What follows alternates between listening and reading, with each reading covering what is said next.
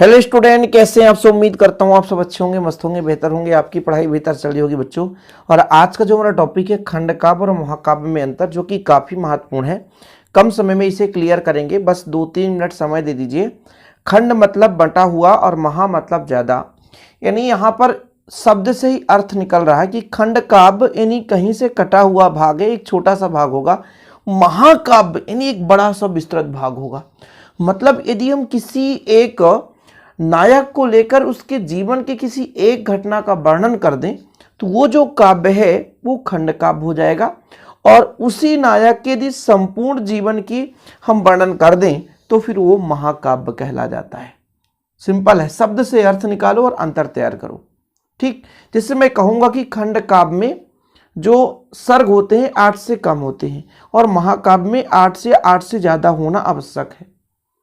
क्यों? क्योंकि बड़ा सा है, किसी भी नायक के जीवन की संपूर्ण चरित्र का वर्णन होता है, संपूर्ण घटनाओं का वर्णन होता है। लेकिन जो खंड काव्य होता है किसी भी नायक की किसी एक पर्टिकुलर घटना पर आधारित होता है।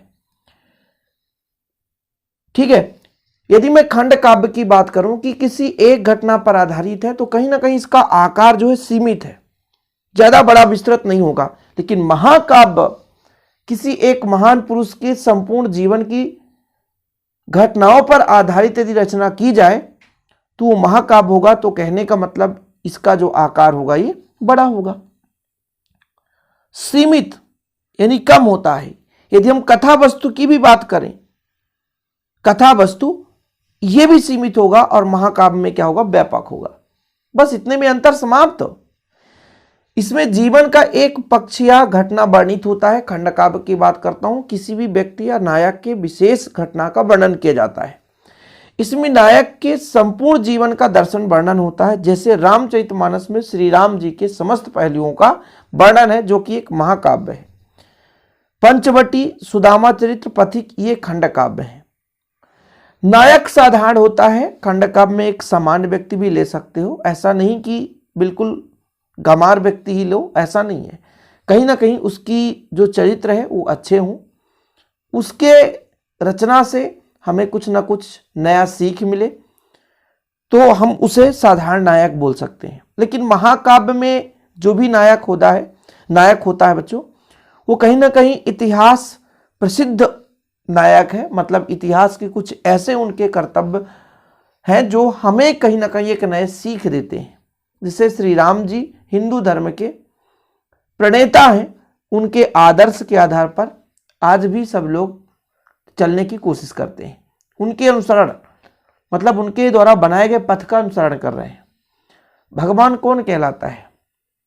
जो हमेशा सत्य बोले, हमेशा सबकी भला करे, दूसरों के हित का काम करे, वही तो भगवान है। इंसान भी एक भगवान का ही रूप ले लेते हैं। तो भगवान भी जो श्री राम जी हैं वो इंसान के ही रूप में अवतार हुए। लेकिन भगवान की दर्जा क्यों? क्योंकि हमेशा सत्य बोले, दूसरों के हित के लिए सोचे, ठीक है, अपने निजी स्वार्थ में कभी नहीं जिए।